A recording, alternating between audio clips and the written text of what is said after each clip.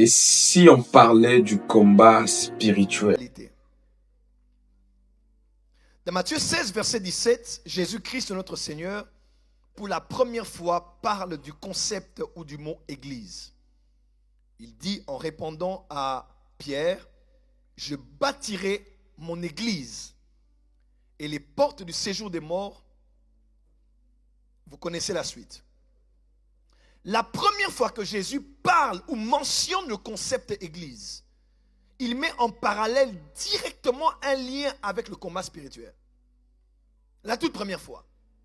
Il ne parle pas de bénédiction, il ne parle pas d'élévation, il ne parle pas du ciel. Lorsqu'il dit il bâtira son ecclésia, son église, il pense directement au séjour des morts. Il pense directement à l'ennemi suprême de l'église, la mort et le séjour des morts. Mais n'oubliez pas, malgré que Jésus est mort à la croix et qu'il a tout accompli, l'église primitive a expérimenté la puissance de Satan et ont été confrontés au pouvoir spirituel. Dans 2 Thessaloniciens 2 verset 8, il est écrit, l'apparition de cet impie se fera par la puissance de Satan. Quelqu'un dira, Satan n'a plus de puissance. C'est faux. L'apôtre Paul lui-même, par excellence, a parlé dans le Nouveau Testament, dans l'un de ses épîtres, pour préciser que Satan a une puissance. Acte 26, verset 17. Je t'ai choisi du milieu de ce peuple et du milieu du païen. C'était l'appel de Paul. Vers qui je t'envoie, afin que tu leur ouvres les yeux, pour qu'ils passent des ténèbres à la lumière et de la puissance de Satan à Dieu. Dis à ton voisin, Satan a une puissance. Je sais que tu n'aimes pas entendre ça, mais tu dois savoir que notre adversaire a une puissance. Paul n'a pas nié cela, et même le Seigneur, en appelant l'apôtre Paul, lorsqu'il témoignait de ce qui s'était passé dans Acte 9, dans Acte 26, il dit ce que Jésus lui avait dit. Des ténèbres à la lumière, tu vas les emmener, et de la puissance de Satan à celle de Dieu. Ils ont quitté la Judée, d'autres en Judée, d'autres sont allés en Samarie. Acte chapitre 8, verset 1er. Acte 8, verset 1er, c'est l'accomplissement de Acte 1, verset 8.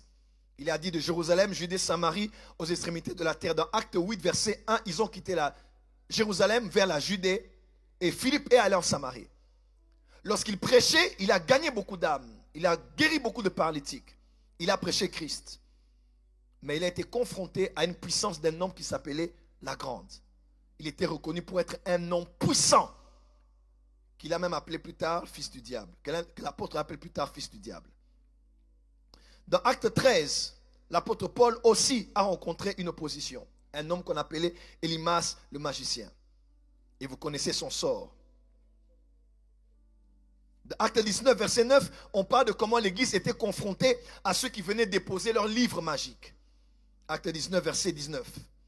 Et un certain nombre de ceux qui avaient exercé les arts magiques et ont apporté leurs livres, les brûlèrent devant tout le monde. On estima la valeur à 5000 pièces d'argent. Amen, amen. Amen.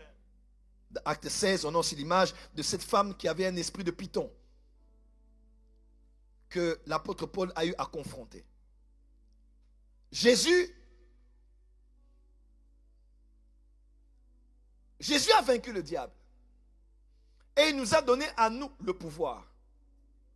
Alors comment ça se fait qu'un ennemi vaincu est encore capable de détruire aujourd'hui? Cancer, sida, pneumonie, problèmes mentaux, problèmes de santé, les nations qui sont secouées, sa puissance qui est à l'œuvre. Rappelez-vous, d'Apocalypse, il est écrit « Malheur à la terre et à la mer » parce que le diable est descendu parmi vous animé d'une grande colère, sachant qu'il a peu de temps. Pendant que Satan sait qu'il a peu de temps, pour toi tu as beaucoup de temps.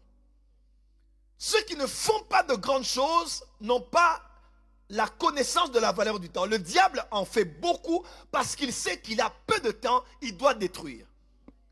Jean chapitre 10 verset 10 dit ceci, le voleur ne vient que, en d'autres termes, il ne fait rien d'autre de son temps.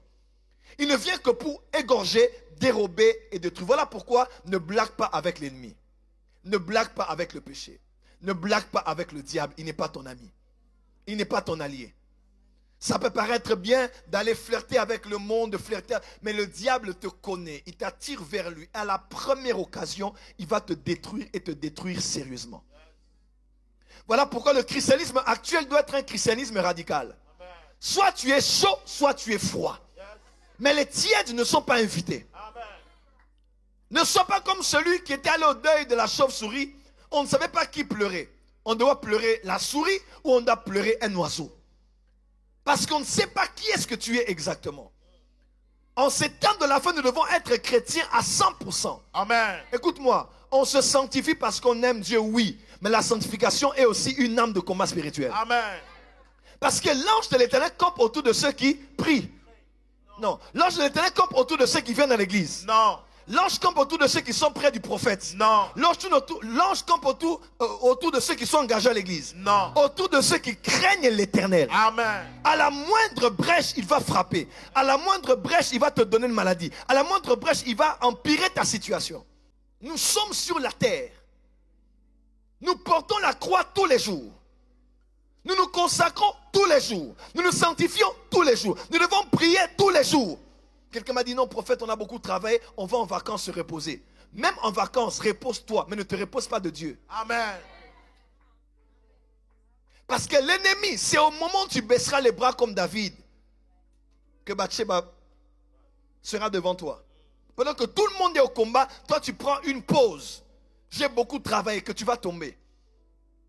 Nous sommes dans une vie de combat perpétuel.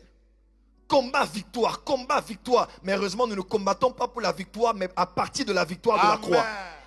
Quelqu'un peut dire Amen? Amen. Mais tu dois en être conscient que là où je suis, je vis dans un combat perpétuel. Si tu vis ainsi, tu seras prudent.